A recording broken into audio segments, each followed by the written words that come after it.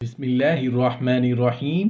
السلام علیکم ورحمۃ اللہ وبرکاتہ۔ بیوی کو مار پیٹ کرنا کیسا ہے؟ کن صورتوں میں بیوی کو پیٹا جا سکتا؟ بیوی کو ذرا ذرا سی غلطی پر برا بھلا کہنا، گالیاں دینا، ہاتھ اٹھا لینا، لاٹھی برسانا شروع کر دینا، یہ کم ظرف لوگوں کا کام اور اس سے ذہنی تناؤ مرد پر بھی آتا ہے۔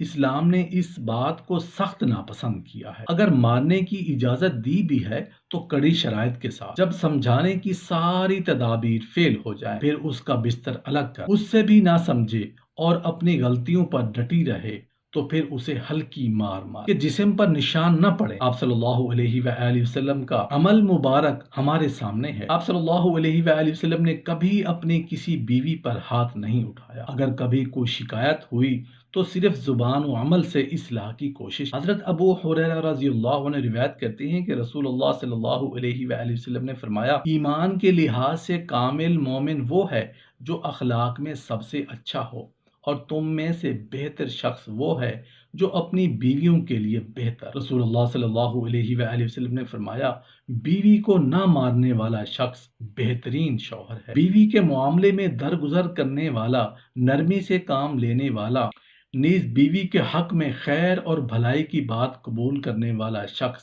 اچھا شوہر ہوتا ہے۔ شوہر کو خوش مزاج ہونا چاہیے۔ رسول اللہ صلی اللہ علیہ وآلہ وسلم نے فرمایا، عورتوں کے ساتھ بھلائی کا اہتمام کیا کرو، کیونکہ عورت پسلی سے پیدا کی گئی ہے اور پسلی میں زیادہ ٹیڑھا اس کا اوپر کا حصہ ہے، اس لیے اگر تو اسے سیدھا کرنے لگے گا تو توڑ ڈالے گا، اور اگر چھوڑ دے گا تو وہ ٹیڑھی ہی رہے گی۔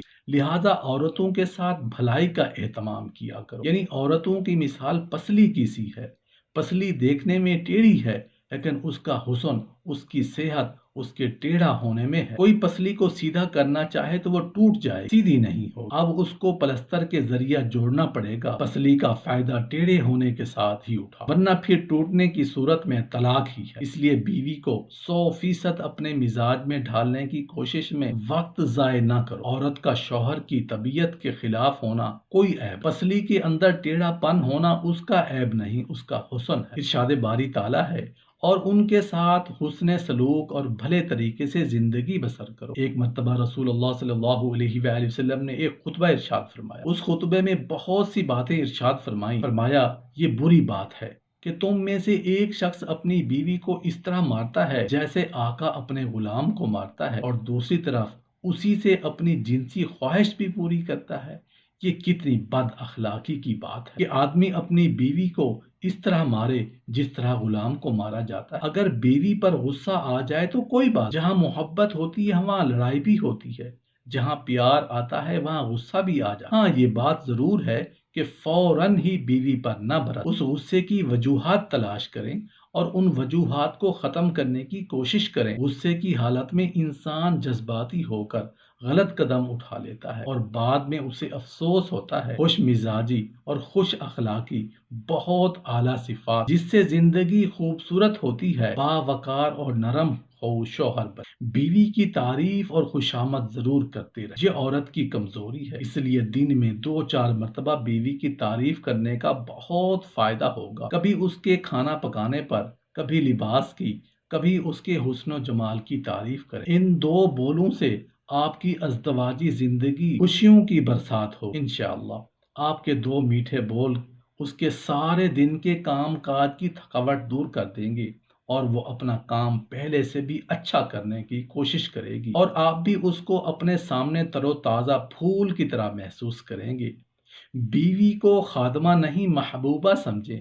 گھر کے کام کاج میں بیوی کا ہاتھ بٹانے والا شوہر بہترین شوہر ہوتا ہے۔ حضرت اسود رضی اللہ عنہ سے روایت ہے کہ میں نے حضرت عائشہ رضی اللہ عنہ سے عرض کیا کہ رسول کریم گھر میں کیا کرتے؟ حضرت عائشہ نے فرمایا کہ رسول اللہ صلی اللہ علیہ وآلہ وسلم گھر کے کام کاج میں مصروف رہتے، بازار سے سودا سلف خرید کر لاتے اور اپنا جوتا وغیرہ خود مرمت فرما لیا کرتے، اور جب نماز کا وقت ہوتا تو نماز کے لیے اٹھ کھڑے ہوتے۔ رسول اللہ صلی اللہ علیہ وآلہ وسلم نے فرمایا، تم میں سے بہتر وہ ہے جو اپنے اہل و عیال کے لیے بہتر ہے، اور میں اپنے اہل کے حق میں سب سے زیادہ بہتر ہوں۔ حضرت عمر فاروق رضی اللہ عنہ کا ارشاد ہے، مرد کو چاہے اپنے گھر کے اندر خوش کلامی، خندہ پیشانی اور انسیت کے اعتبار سے ایک بچے کی طرح ہو، اور جب گھر سے باہر لوگوں کے ساتھ ہو تو پھر بھرپور مرد بن جائے۔ گھر والوں کے ساتھ پیار و محبت کرنا، ان کے ساتھ ہنسی مذاق کرنا،